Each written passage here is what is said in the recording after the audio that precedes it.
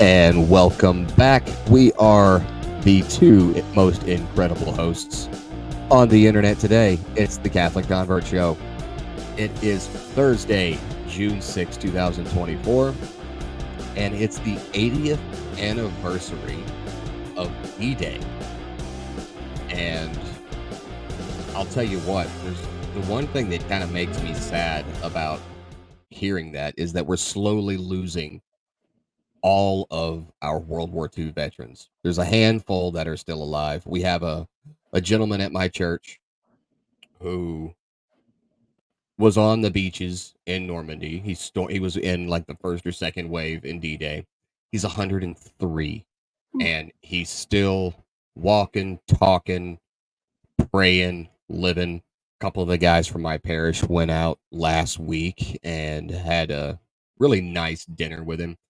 And I'm looking at these pictures, and the guy's spry, walking under his own power. No walker, no cane, just still getting after it. But when you look at how many of our veterans that we've lost, it reminds me of all of the different stories that used to be told, and they're not going to be told anymore. Because we've talked about that before on this show, where there's certain things that don't make it into the history books. And it's those very very simple, very short, intimate stories that take place between, a man and his friends during wartime. It's the stuff that, it's not Patton's battle or his speeches or, the campaign against Rommel.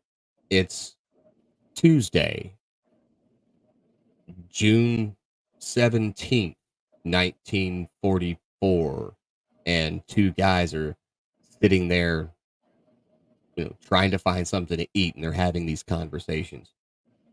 Those stories don't get told anymore. They're lost forever to time once the people who lived through them and experienced them pass on. And it's kind of the reason why, just recently I saw they were talking about a possible reboot for the Band of Brothers, which is probably the greatest series to ever hit HBO.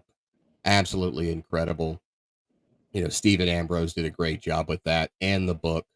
But the reason they're saying that it would probably fall short is because all of these surviving members of Easy Company have since passed on. And if you watch the show, every single episode begins and or ends with a very candid interview from one of the original members of Easy Company. And they can't recreate that. And that is what made the story of Easy Company tangible for us who were fortunate enough to not have to be subjected to that kind of warfare in our youth. And so it makes it easier to grasp. But when you think about what they went through and you think about the pain and the suffering and all of the things that they endured because they saw a cancerous ideology spreading across Europe, and they wanted to do something about it. They believed in a cause, but we lost tens of thousands, hundreds of thousands of lives in the Second World War, more in the First World War. And we can't help but wonder, why does God let these bad things happen? And it's a question that is pretty much on every atheist's mind. It's kind of their gotcha.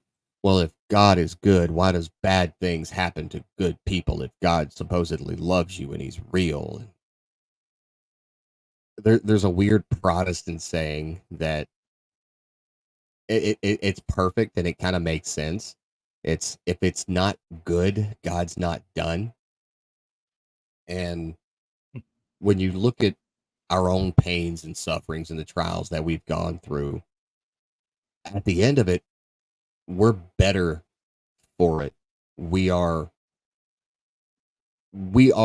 the silver lining that comes out of it, the people that we are today, or at least that's the initial plan. You know, God is found in the response to the struggle and to the suffering. And what do we have thanks to the sacrifices of the men and women who sacrificed their lives in the Second World War? We have an ideology that doesn't exist anymore, at least not in the same way that it did back then. We have people who are able to live and express their freedoms in a way that they would not have been able to otherwise. So there is good that comes from suffering. But I think because, and we talked about this a few days ago, I think because we live in this world where everything is convenient, everything is nice and easy as compared to just one single generation before us. We tend to look at suffering as something that is a negative thing. And I'm not saying we should, let's strive to suffer more. I'm not going to be one of those hardcore red pill self improvement gurus. Go do hard stuff, prescribe some self suffering. But in the same way, there is a biblical point to all of that. When we unite our suffering with Christ's, we are we're taking part in the story of salvation.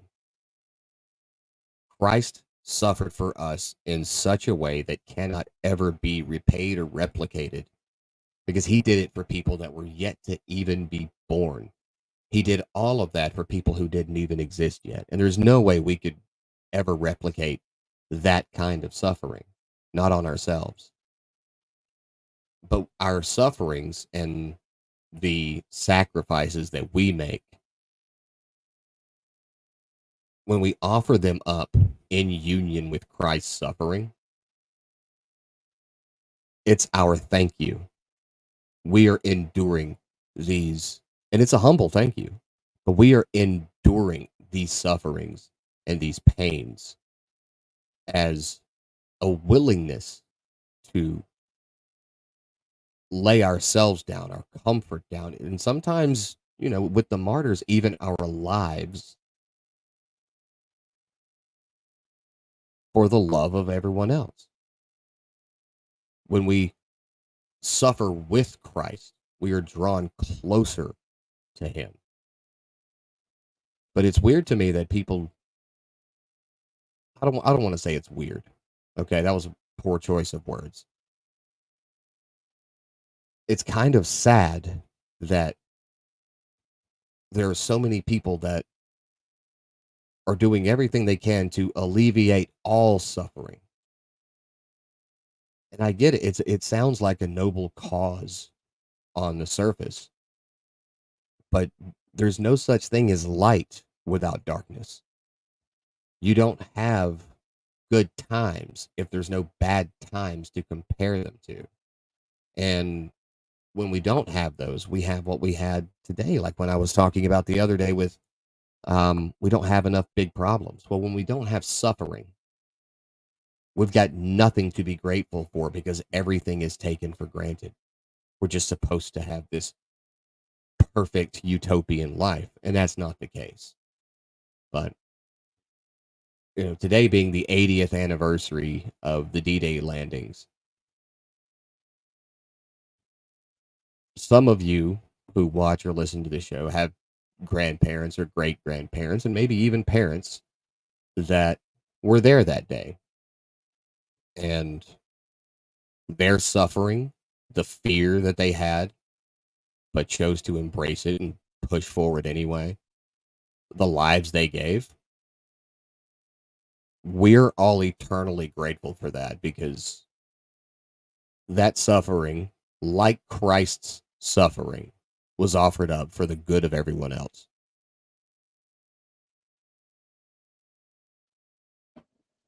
Yeah.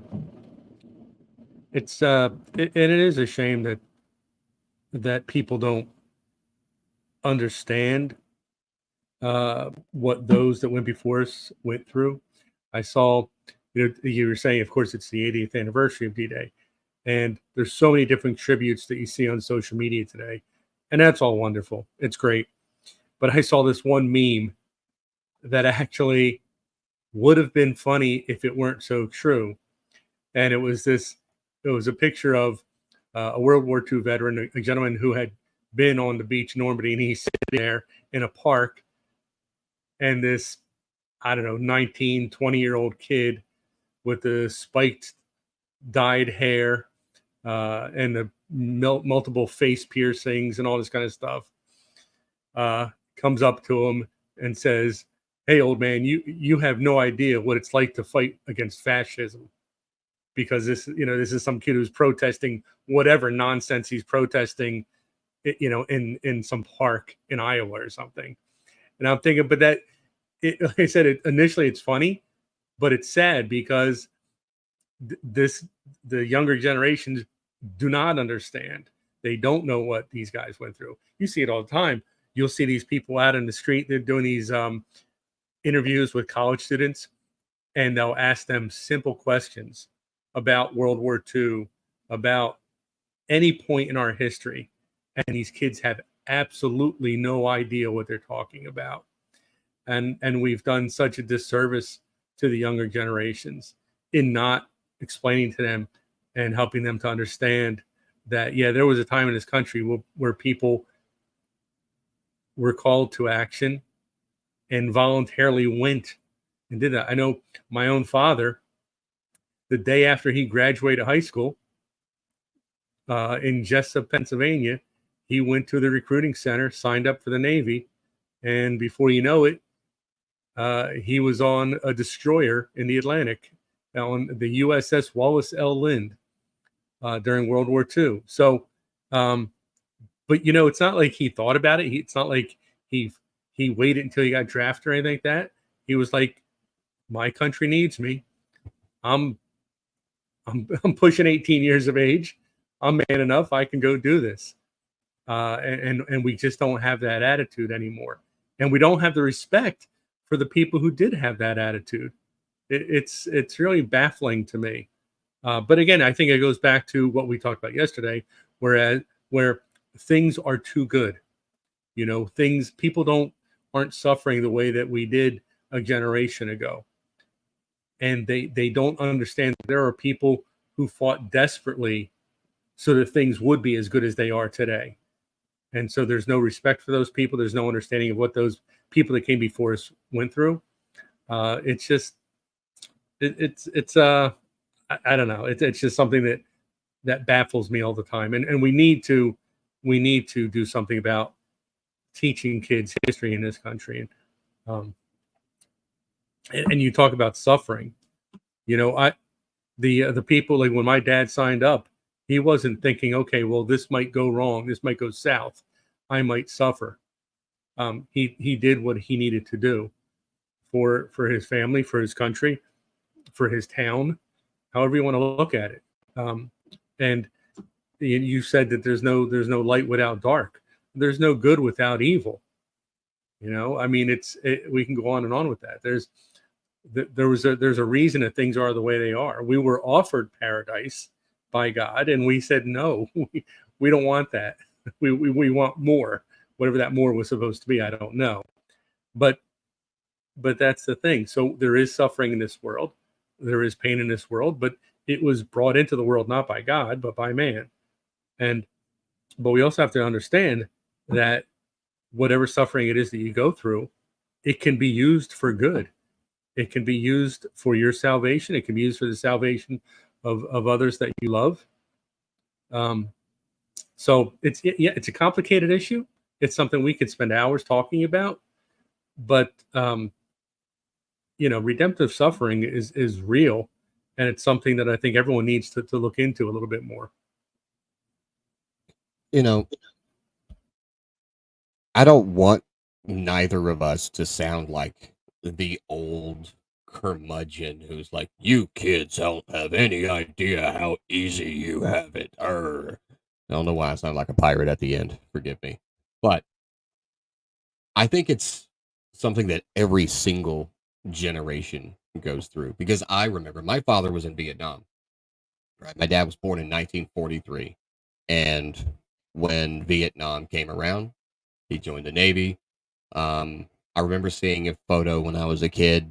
He was up at some naval base in the Great Lakes area. I can't even remember which one. It's been a long time since I saw it.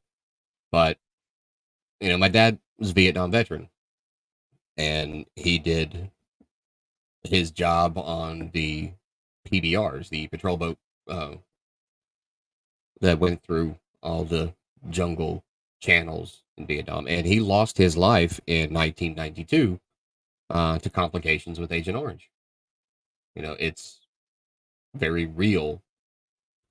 He was 49 years old, younger. I mean, I'm younger now, but here in about 10 years, I will be the same age as he was when his health just tanked, right?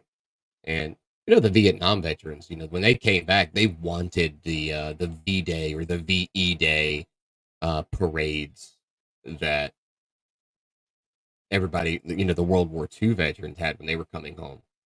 But they didn't get that. They were told, "Hey, listen, when you get off the plane, before you even get on the plane, you should wear your civilian clothes so that you don't get spit on or accosted or protested um, when you get off." And so it was very different. You had a younger generation protesting against the same mindset that the previous generation had gone into. Now you look at my generation. I joined the army in, gosh, it's 2004, right? And that's when I was old enough. I was 17. My uncle signed the papers for me, and I joined the army, joined the infantry, and it was all because it was a response to 9/11. A lot of men signed up for World War II right after Pearl Harbor, right? You even had guys that were joining the Royal Air Force just so they could fight in the Second World War because the U.S. wasn't even in it yet. And I remember when I was a kid, and I say kid, I'm like 18, 19 years old, I'm in uniform. And there was a different kind of mindset. We looked up to the people who fought in Desert Storm, the people who fought in Vietnam and in Korea, the very small conflicts like, in Grenada, which, you get a little glimpse of that in Clint Eastwood's Heartbreak Ridge. But, and it was never the Marines side tangent. It was actually the 82nd Airborne, but they didn't like the way that Clint Eastwood was portraying them, and the Marines didn't care. So that's why they switched that around. But anyway, I remember thinking it was crazy that anybody could be against our veterans and protesting them and spit onning them. And then here we are, 20 odd years since the day I enlisted. And we're what, 8 years out now, maybe, from the pullout that Obama did or whatever with, uh, Iraq and Afghanistan. We're like, I don't know, 7, 8 years out now, somewhere around there. And you've got people looking at the veterans of the global war on terror in the same way. They're, oh, you guys were fighting for liars and this and that, the other. Look, there's not a single person that goes to war one way and comes back a different way, or then doesn't come back a different way. Excuse me. They go to war believing in a cause. They go to war saying, "Hey, this evil person is doing these evil things, and we have to stop them." And when they're there, it becomes a lot less about that, and it becomes more about these are my buddies, these are my brothers, and I'm fighting with them to keep them safe. We're just doing what we have to do to make it back home. That is the consensus of every single guy that ever went out there and came back. And those that didn't, they were there doing just that, but didn't get to come back. But I do think it's a generational thing that every generation goes through. The people before us, well, obviously, we know better than them, right? Uh, we know better than them because we didn't have to walk 5 miles to school uphill in the snow both ways. It's like I kind of wish I could be like my 17-year-old son. He knows absolutely everything. And I miss those days when I knew everything. It's a shame how much I've forgotten and how much I unlearned as I got older. But, you know, I just wanted to clarify that. I don't think that kids these days is unique to our generation. Every generation has said kids these days don't get it, right? But with the redemptive suffering, it kind of reminds me of these people who say, "Well, I do intermittent fasting." Well, why? You're suffering, you're hungry, right? Well, what's the outcome of that? You're going to lose body weight. You're going to burn some fat. You're going to be in a calorie deficit, and you're going to get leaner. Okay, so there's a positive outcome for that suffering. You suffer every time you go to the gym. You're sore. You can't walk on leg day. You can't walk for 3 days after leg day. And when you finally start to see those results, it's a positive change. You're stronger, you're leaner, you're more athletic, whatever it is. But it's redemptive and elective suffering. So I don't understand how people can't make that same connection with the suffering that we find ourselves in on earth with the bad things happening to bad people. You know what draws you closer to God? Experiencing God.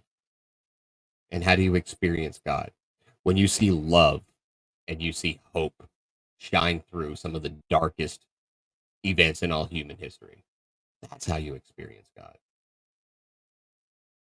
And when you're at your worst and you experience some hope and you experience love, that's God. And so suffering is not something I think we should strive to avoid, but something that we should strive to be able to endure more than we currently do.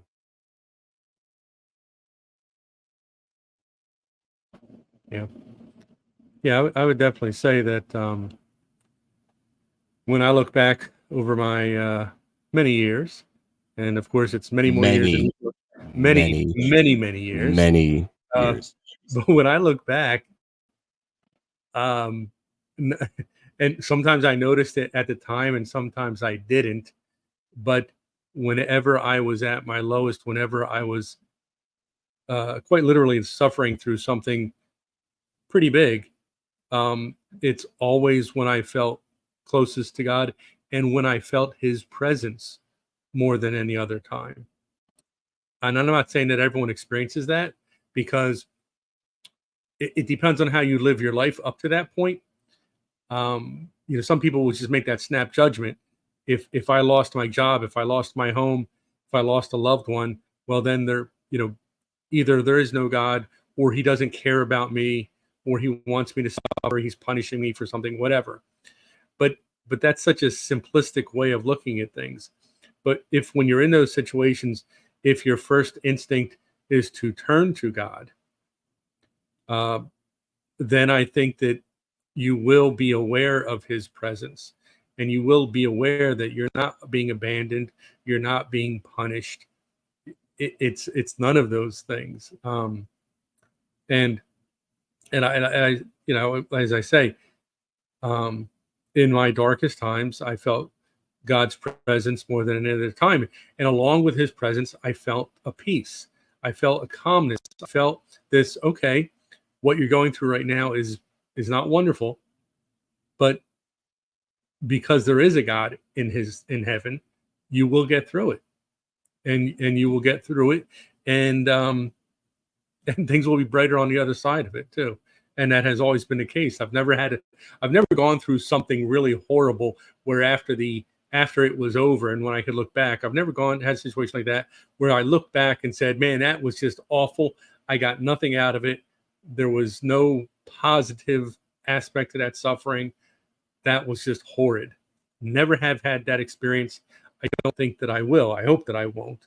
I hope that I will always be very aware of God's presence in anything that I'm going through. And folks that know me, they know stories that I've told about my father, about my mother, and issues that they went through and struggles that they had.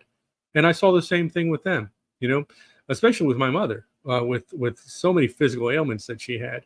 Um, she never looked at it as though she was being punished or she was being abandoned by God. If anything, it same thing. It drew her closer to God. She felt His presence more than any other time, um, and I'm sure that she's being rewarded as we speak for having that attitude and that belief. So, um, again, I've said this before. We could spend a couple of days talking about redemptive suffering and joining your suffering with that of Christ, and we would not anywhere come close to exhausting the subject. But um, yeah, people have to understand, and it bothers me when people say they feel like they're being punished by God because when they're going through something difficult. That's such That's nonsense. me every spring when the pollen comes in. Well, well, but in your case, it might be true actually. But other than that, and then I say, well, look around you. I said, look at some of the worst people you know in the world, the people that you just think, man, they are just not a good person, and everything seems to go fine for them. Everything goes well, and then and then you could point to so many saints that suffered greatly, and yet here we are referring to them as saints.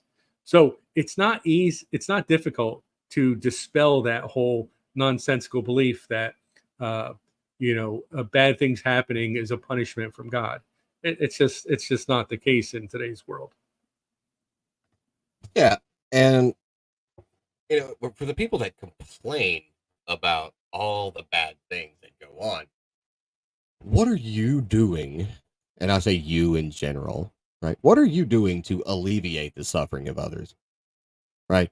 When you see people suffering and you see people doing without, and you see people just going through it, man, what do you do? Do you say, it's a damn shame? You say, this isn't fair?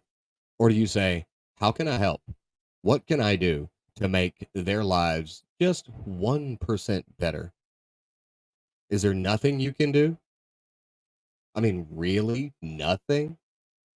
Well, yeah, those what was it they always told us about in kids? Those and when we were kids, those starving kids in Africa. Okay, so what can you do to alleviate their suffering? You could go on a mission trip. You could donate to send food and care packages. There's tons of things you can do, and it's not going to change anything on a grand scale, and it's not meant to. It's meant to show one person or two people or a handful of people that someone cares, and that's what gives them hope, and that's what makes them feel God's love, right? Because it's easy for us to just sit back and go, "This isn't my problem," and you know what? You're right. It's not your problem. People are going to be like, oh, "Can't believe this Catholic guy just said other people's suffering isn't his problem." It really isn't my problem, but it becomes my problem when I let my brothers and sisters in Christ suffer while I have the power to do anything at all to alleviate that suffering, because that's where God is found. And if you're trying to do it for, you're making yourself super shiny so other people can see you, that's not the point. You're supposed to shine so brightly that other people can see Christ in you. And you can't do that to people who are just walking around happy go lucky all the time. You do that with the people that are suffering. You do that with the people who are having a hard go of it and need a little bit of hope. And you're doing it because you genuinely love them as a brother or sister in Christ. It is not to make yourself feel better. But I mean, of course, that's a great side effect. I always feel really good about myself when I help someone. It's a great feeling. We talked about that before here too. You never see someone sad who's in service of others. And I don't mean like if you're a waitress, then you obviously have a very big reason to be sad, right? I was in the healthcare field for a while, and I was helping others as a licensed nurse technician. And you know what? That job sucked. It never felt rewarding. Okay. I'm just going to be honest here. But, it's a great side effect that you feel good when you help others feel good, right? Whether it's giving them some food, helping them with a job, helping them, just with a ride to work. Maybe you and your coworkers find that one guy who always walks to work and y'all chip in and you get him a bicycle. It makes you feel good. But that little feeling of you felt good is minuscule as compared to the hugeness of the feeling that that guy feels that someone cared enough about him to help him. And that's what I try to get across to the people that I talk to about stuff like this is that's what radical love is. It's just making one person smile and feel like someone gives a crap about them. It's like what you do when you go down to Philly and you talk to these people who are living in what should probably be demolished, types of housings and sometimes not even houses. They don't feel like anyone sees them. They don't feel like anyone even acknowledges their existence. They're just an eyesore that people cross the street to avoid. But when someone comes up and they have a conversation with them and they actually care what they think and what they have to say and who they are as a person, that might be the first time in a decade that they felt hope and they felt loved and they felt cared about. And that is when they see God. That is when God is more present than ever in their lives. When someone shows them that they love them and that they care about them. Now, we started off this show talking about redemptive suffering. And I'm not telling all of these people who are suffering through being homeless or war torn countries or whatever that, you know what? You should just be happy you're suffering. I'm not saying that. I'm saying this. If you are suffering, endure it. God said that this world is going to be filled with suffering, but you can persevere through it. There are people out there that are praying for you. There are people out there that are coming to your aid. And you know what? If there's not, no one climbed up on the cross and took Christ from it either to end his suffering. Not because they didn't want to, but because Christ told them not to, because his suffering had purpose. And that purpose was for the reconciliation of all of us with God. Every piece of your suffering is an opportunity to draw closer to God and find comfort in that. But it's also the duty of all of the people who have the ability to help, to help. Because one of the first things you're going to be asked when you get to heaven is, what have you done for your brothers and sisters? What have you done for the poor? What have you done for the needy? Did you feed the hungry? Did you clothe the naked? And yeah, unless you're in inner cities, you're probably not going to find someone actually walking around naked in public that needs some clothes. And you're like, here, sir, have my pants. But what counts as feeding the hungry? It's not working the drive-through at Wendy's, right? It's not. What counts as clothing the naked? It's not taking those ratty old T-shirts and uh, probably burnable by this point underwear and giving them to a clothing bank, right? Because then you're not sacrificing something of yourself for the sake of others. But you've got things that are perfectly good. And I don't mean just because you haven't wore those bell bottoms since 1973. You're not getting rid of something you could still use, you could still need. It is not a sacrifice at all. So that it doesn't count, right? That's a good example. Let's say you're going to a nice dinner and you buy a nice suit just for that nice dinner because it's got all your bosses and everybody there. And then when you get done, you're like, I'm probably never going to wear that suit again. Well, you know who could use that suit? It's a perfectly good suit. And maybe it's a nice suit and you want to keep it just in case. But you know who could use that suit? Some guy who's going for a job interview that's going to help him get off the street. It's going to help him move his family out of that hotel and into an apartment. Right? It's going to be for the guy who can't afford a suit for his own wedding, but he doesn't want to elope at the courthouse in just jeans and a t-shirt. It's taking from your own plenty and giving it to those without. You are suffering in that because you're losing something that still has value and use to you. That's redemptive suffering because it's a sacrifice. That's why they call it the sacrifice of the mass. You don't think there's a million other things that you could be doing that is enjoyable? You know, hey, I could be on the lake fishing right now, Sunday morning at mass. But you know what? You sacrifice the worldly pleasures that you could be enjoying to go and fall at the feet of Christ and worship him on Sundays. You're giving up something. And that is redemptive suffering. You're giving up comfort. You're giving up pleasure for something greater.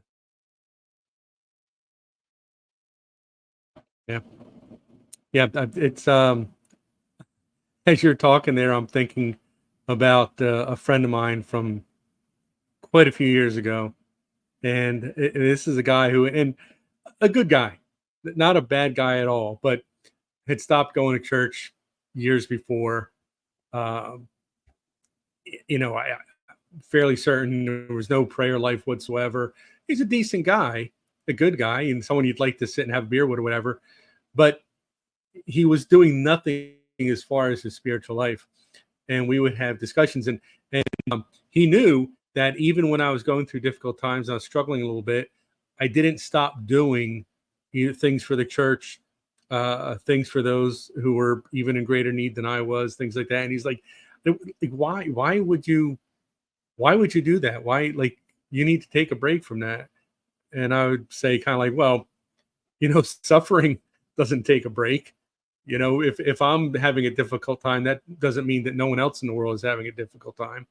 But I had a lot of these conversations with him, and he comes to me one Saturday, and he's all excited. He tells me, "You're not going to believe this. I actually did something really good. I'm helping. I'm giving back. I'm donating to those less fortunate. I'm doing it." And he was so excited about it. And I thought, well, wow, this is great. And I'm asking him, well, did you spent your Saturday at the soup kitchen? You wrote a big check to your favorite charity. What happened?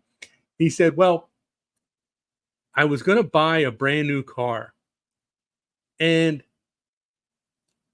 I narrowed it down to what model I wanted. And I actually found a dealer that whenever you buy a brand new car, he donates a couple percentage points of that to a local charity. So I went there. I bought my car at that dealership. So I've given to charity. Thought, okay. I couldn't believe it. I was like, this was his big charitable work, is that he bought a brand new car that he didn't even need, but he made sure to buy it from a dealer who actually donates some of his profit to a charity. I mean, I guess in a weird sort of way, he did something good. I don't know. But this What is was, this like? I don't know. It's like trickle down economics. it was trickle down charity, I guess it was. And I was Trickle like, down well, and I charity. patted him on the We're back. I building said, back better, baby. exactly. So I just patted him on the back and said, I'm really proud of you. That was good. That took a lot. Hope you didn't suffer too much, and enjoy the Lexus, But what are you gonna say? But Enjoy that $80,000 Lexus that the guy probably donated, exactly. $800 from. Oh man, I just Okay. was. I mean, okay. Um, It was a start. yeah. Okay. Okay. I can give him No, I was gonna say I could give him credit. I can't. I'm sorry. Can't do it. It's a start. That's like saying, well, putting pants on in the morning is a start for going to work. It's not really the same thing. Oh boy. Wow. Okay. But there you go. Where do Yeah. you go? Where do you That's go now? fantastic. Uh dude, I was so enthralled. I was like, okay, this story is gonna have a great ending. This guy comes around, and I was like, Oh, it oh did. no, it did not. Okay. I still run into that guy from time to time, and he's still very excited Is he about still that buying? donation. Is he still buying new cars so that the He's dealer he's they're still like, buying new I buy a new cars. car every year now. So yeah, I don't know what to say. I mean, I've suggested other alternatives for him. I've suggested he come to my men's group on Saturday mornings, and I've suggested I pick him up on the way to church on Sunday. But no, he's still holding on to that donation he made back in '96. Yeah, that one time in 1996. Oh Yeah, gosh. that's Uh, sort of donation. Sort of a donation. Oh man. I'm glad we could end that on something funny. So now we can switch over to see what's going on in Ed's creepy basement.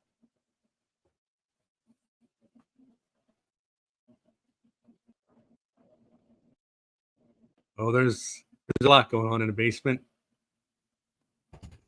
It's never going to sound weird. So Not we sound we've weird. been I'm sorry. talking about sacrifice.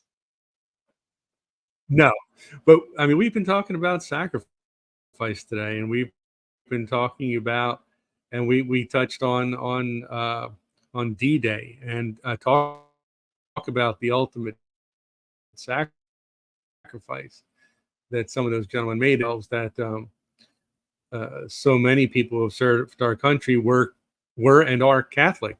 I mean, obviously, well, you weren't Catholic at the time, but you're Catholic now. Um, but so I brought a few things with me, and Catholicism, and this right here. This is a medal that, again, it's kind of tough to see because you get the glare off there, but I think you can tell that that's our Blessed Mother on there. And this is a World War medal that was given to troops that had liberated a French city called Saint Omer. And I don't know if I'm pronouncing that correctly because I'm not French, but it's a city called Saint Omer Never would have guessed. that was held by the Nazis, and and it was given to them by the local diocese, which was the Diocese of Arras, Arras. Again, I don't know if I'm pronouncing that correctly, but the diocese was so thrilled and so indebted to these Allied forces that came through and liberated that town, or their town, that gave them all this medal to take home with them. And as I mentioned, it has Our Lady on there, because I think there was a time, wasn't there a time when France was very, very much dedicated to Our Lady? I don't know if that's the case anymore, I, but it I used to think be. I think France or was considered the church's favorite daughter. Yeah. I So, mean, it makes sense but because you have and then Charlemagne, who was the first Holy Roman Emperor, yeah, and he's French because you're not going to find a German named Charlemagne.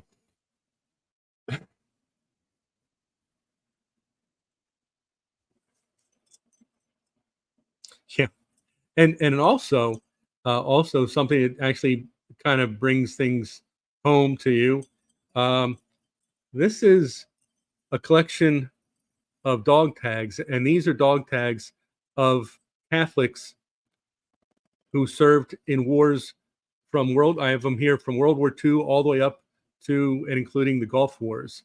And these are Catholic servicemen. So each one of these on there, they are identified as being Catholic. So this is something that I hold dear, and I when I think about sacrifice, this is one of the things I look to, and I think what But if there's a greater sacrifice than giving your life for another, I don't know what it is. So that's what we have from our basement today. So now I have questions. With those dog tags, have you ever, well, I guess a couple of questions here. One, how did Yes. you get a hold of them? And two, have you ever tried to track down the people who they belong to? Well, kind of a yes and sort of kind of an answer there, because some of them I actually received because there were friends of mine who knew about my collection and who donated dog tags Okay. from fathers, uncles, and things like that. In fact, that's what most of those are from. They're from family members of Catholics who said who knew that I had been collecting some from Catholic service members, and said, "Well, I'd like to do that," because at some point, I've talked to you about this, about having either my parish or another parish of having kind of a Catholic museum, because I do have so many items, and one of them would be dedicated. There'd be one section that would be dedicated to Catholics serving their country through the armed services, and I think that those dog tags would certainly tell quite a story. So that's part of what's going to go in the eventual Edge Creepy Basement Museum Annex. All right. Yeah, because I was just wondering, because I've heard all these really cool stories about service members being tracked down. Hey, I found this old, you know, sea bag, or something that was like a letter.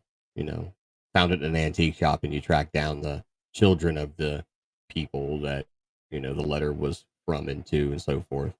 Yeah, I was just wondering about it. I didn't. Funny enough, I never even considered people would have been like, "Oh yeah, I know you have a lot of these. So these are my dad's, these are my brothers, these are my uncles, so forth and so on." But that's kind of cool. Now, really good stuff, and people don't realize I have no idea what you're bringing on the show from your basement. So I was kind of halfway hoping that there would be something related to World War II, seeing as what today is as being the 80th anniversary of D-Day, and you didn't let me down. So I did for a not change. disappoint.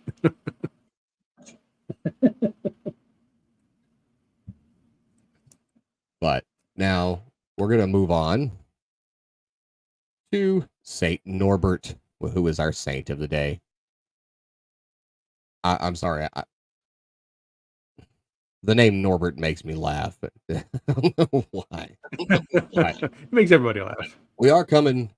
We are weirdly coming full circle again, as usual. And like I said, none of these are planned. I don't know who the saint of the day is until just before the show. But we're going back to France on the anniversary of D-Day, on the day that Ed brings a World War II medal from a French village that was given to troops who liberated that village. So, but this time we're going back in time. We're going to the 12th century in the French region of Premontre. Saint Norbert founded a religious order known as now, this is the Premonstratensians, and they also had a second name, probably because it was probably very difficult to spell and pronounce this, the Norbertines, right? I can see why he went with the second name. His founding of the order was a monumental task. He was combating rampant heresies, particularly those that were regarding the Blessed Sacrament, and revitalizing many of the faithful who had grown indifferent and dissolute, plus affecting peace and reconciliation amongst enemies. Now, Norbert entertained no pretensions about his own ability to accomplish all these multiple tasks. And even with the aid of a goodly number of men who joined the order, he realized that nothing could be effectively done without God's power. And finding this help, especially in the devotion to the Blessed Sacrament, he and his Norbertines praised God for the success of converting multiple and numerous heretics, reconciled many enemies with each other, and rebuilded faith in many indifferent believers. And many of them lived in central houses during the week and then would serve in parishes on the weekends. Reluctantly, Norbert accepted the position of Archbishop of Magdeburg in central Germany, and it was a territory that was half pagan and half Christian. Uh, he did, in this position, zealously continue his work for the church until he died on this day in 1134. So that's kind of cool. We went all the way triple shotted full circle, talking about France to get an item from France to talking about a saint from France. It's a French kind of day. Now I'm gonna have to well, as soon as I get off here, I'm gonna have to go and watch Saving Private Ryan just because it's the anniversary.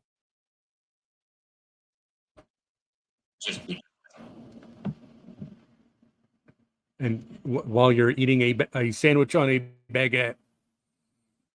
Yeah. I'm gonna go and get some crepes, a baguette.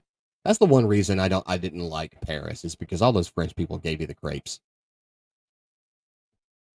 I'm sorry. I'll see myself out I'm now. not a big That was crepe guy. absolutely terrible.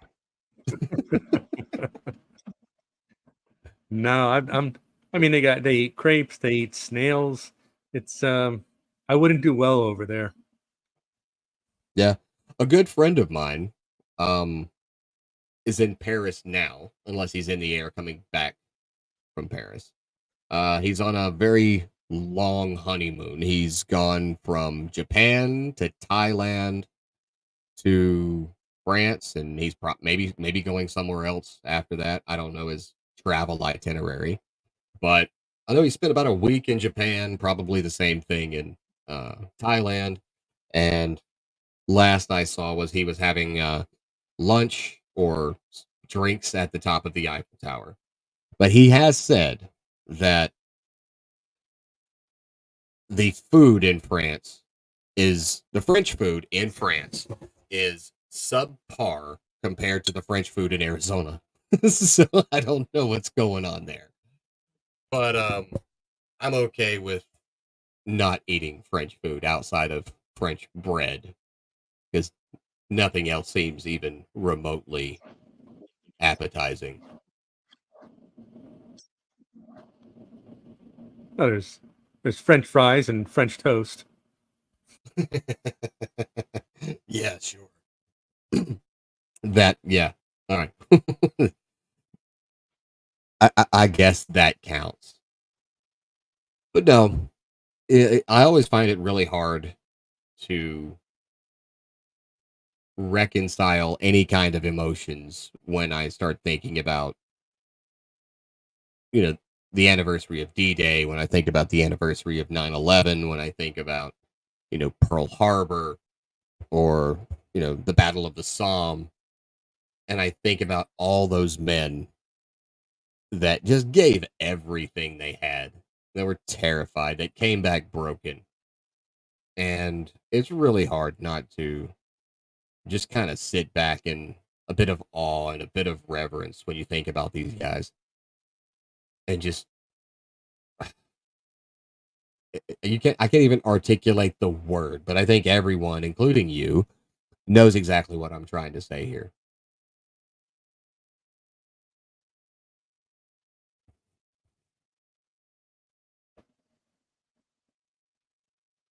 Yeah, it's Weird silence. you mentioned. I mean, yeah, no, but you can't imagine what these men and in some cases women would have seen and must have seen. I know I mentioned my father was in the Navy, World War II. I have three uncles who served. I know at least two of them were in the Marines. Um, but I never heard a single story of the war from any one of them. So I can't even imagine the memories that they came back with, the memories that haunted them. Um, because if you think of something that was such a massive part of history, a massive part of their lives, and they never speak of it. Um, that that says a lot to me, and so I think we do owe them a debt. I know that it was so. You mentioned your father passed away in '92. My father passed away in '92 as well. He was 64, so he's older than your father. But and so this was so many years past. I mean, my dad had lived a lifetime after coming back from the Navy in World War II, but um, it will always stay with me being at the cemetery, and as they are lowering his casket into the ground, sitting next to my mother, and them coming over and presenting her with that flag that had been on his coffin, and saying, on behalf of the President of the United States and a grateful nation, and handing that to and I thought, and that's when it really hit me, the incredible sacrifice that these men that came before us made for us, and continue to make today. I don't think that we honor and respect the men and women that protect our country anywhere near as much as we should. So that's my little thing. It's just what my father had done so many years before I was even born. It hit me that day when I was 30 years old, and we were putting him in the ground. Yeah, and I think part of the reason why people won't have the same kind of respect for our veterans as we used to as a nation, because people let politics jade their opinions on everything. I don't like the president. I disagreed with that war. Okay, but the guy still died and he believed that he was fighting for you. Because what if he was lied to? What if that's true? What if he was lied to by the government and he's fighting for something that's not you, but in his heart he believed he was fighting for you and he still chose to die for you? Does that make his sacrifice any less? Absolutely not. But we'll wrap this one up. Going to give you a quick reminder to hit the Google Play Store, hit the App Store if you're looking for a Catholic habit tracker, help you grow stronger in your faith and more consistent in your prayer and spiritual life. It's free. Download Holy Habits. But listen, we'll end this one here, little different than we normally do. But regardless of what your opinions are on politics or war or troops, there's nothing that those men wouldn't have given, those men and women wouldn't have given to be able to come back home. But they made the ultimate sacrifice. And whether you want to or not, you owe them a debt of gratitude for what they did and what they gave and what they lost. But we'll see you all tomorrow. Without a doubt. We're gonna have Vince Martell, the legendary rock guitarist, supposed to be here last Friday. He'll be here tomorrow. Really looking forward to that episode. And don't forget, guys, be grateful for what other people have given for you. See you tomorrow.